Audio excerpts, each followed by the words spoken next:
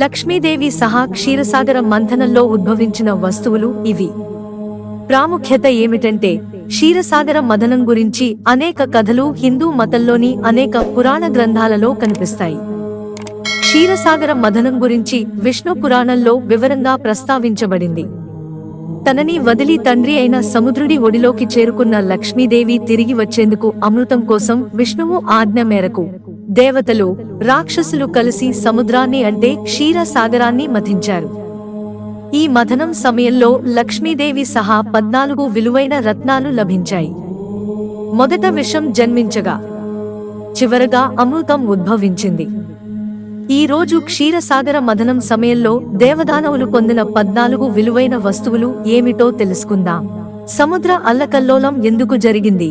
దుర్వాస మహర్షి శాపం కారణంగా స్వర్గం సంపద లేకుండా పోయింది. లక్ష్మీదేవి కోపంతో భర్తని విడిచి స్వర్గం నుంచి నిష్క్రమించడంతో సంపద, శ్రేయస్సు, వైభవం కూడా స్వర్గం నుంచి అదృశ్యమయ్యాయి. అప్పుడు దేవతలందరూ పరిష్కారం కోసం విష్ణువు వద్దకు వెళ్లారు. విష్ణువు రాక్షసులతో కలిసి సముద్రాన్ని మథనం చేయమని సూచించాడు. విష్ణువు ఆదేశం మేరకు సముద్ర మథనానికి సన్నాహాలు చేశారు. దీంతో క్షీరసాగరాన్ని చిలికేందుకు మందర పర్వతాన్ని కవంగా చిలికేందుకు వాసుకి పామును తాడుగా చేశారు. అమృతం కోసం సముద్ర చిలికేందుకు ప్రణాళిక రూపొందించారు. అయితే అమృతానికి ముందు సముద్ర మథనం నుంచి 13 ఇతర విలువైన రత్నాలు కూడా లభించాయి. హాలాహలం సముద్ర మథనం సమయంలో మొదట బయటకు వచ్చింది హాలాహలం. సముద్ర మథనం సమయంలో ఉద్భవించిన ఈ విషం పేరు కాలకూట విషం. దీని ఉష్ణోగ్రత చాలా ఎక్కువగా ఉండటం వల్ల గందరగోళం ఏర్పడింది. దేవతలు, రాక్షసులు దహనం మొదలైంది. అప్పుడు శివుడు లోకాన్ని రక్షించేందుకు ఆ విషాన్ని తాగి తన కంఠంలో దాచుకున్నాడు. ఈ విషం ప్రభావం వల్ల మహాదేవుడు గొంతు నీలం రంగులోకి మారింది. అందుకే శివుడిని నీలకంఠుడు అని పిలుస్తారు. కామధేను ఆవు సముద్ర మథనం సమయంలో రెండవసారి కామధేను అనే దివ్యమైన ఆవు ఉద్భవించింది. ఈ ఆవు యజ్ఞానికి కావలసిన పదార్థాన్ని ఉత్పత్తి చేస్తుంది కనుక దీనిని బ్రహ్మర్షులకు ఇచ్చారు. కామధేనువు ఆవులలో అత్యుత్తమమైనదిగా పరిగణించబడింది. ఉచ్ఛైస్రవము సముద్ర మథనం సమయంలో కామధేనువు తర్వాత ఒక తెల్ల గుర్రం పుట్టింది. దీనిని ఉచ్ఛైస్రవం అని అంటారు. ఇది 7 తలల దేవతాశ్వము. ఈ గుర్రానికి ఆకాశంలో ఎగరగల శక్తి కూడా ఉంది. దీనిని రాక్షసుల రాజు అయిన బలికి ఇచ్చారు.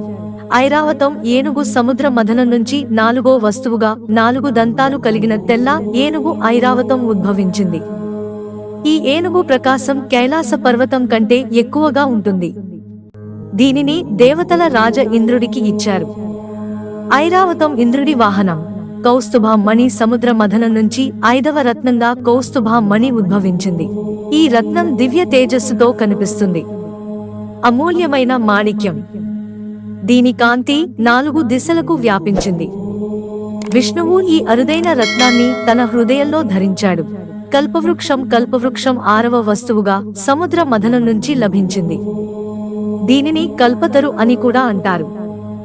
ఇది దైవిక ఔషధాలతో నిండిన కోరికలను తీర్చే చెట్టు. ఈ చెట్టుని ఇంద్రుడికి ఇచ్చారు. అప్సరసలు సముద్ర మథనంలో చాలా అందమైన అప్సరసలు జన్మించారు. రంభ, మేనక, ఘృతాచి, తిలోత్తమ, సుకేసి, చిత్రలేఖ, మంజుఘోషలు జన్మించారు. రంభ విశ్వంలో అత్యంత అందగత్తె. ఇంద్రుడి సభలో రంభ నర్తకి అయ్యింది. లక్ష్మీదేవి సముద్ర మథనంలో సంపదకు దేవత అయిన లక్ష్మీదేవి కనిపించింది. మహావిష్ణువు సముద్ర మథనంలో ప్రధాన ఉద్దేశ్యం లక్ష్మీదేవిని తిరిగి పొందడమే. కనుక దేవతలు, రాక్షసులు ఇద్దరూ లక్ష్మీదేవిని పొందాలని కోరుకుంటుండగా లక్ష్మీదేవి విష్ణువును ఎంచుకుంది. సురాభాండం సముద్ర మథనంలో సురాభాండం కల్లుకు అధిదేవత ఉద్భవించింది. విష్ణువు ఆజ్ఞ ప్రకారం ఈ సురాభాండాన్ని రాక్షసులకు ఇచ్చారు. చంద్రుడు సముద్ర మథనం సమయంలో సురాభాండం తర్వాత చంద్రుడు ఉద్భవించాడు.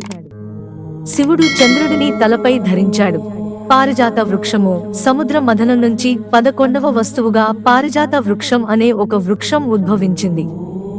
ఈ చెట్టును తాకడం ద్వారా శరీర అలసట తొలగిపోతుంది.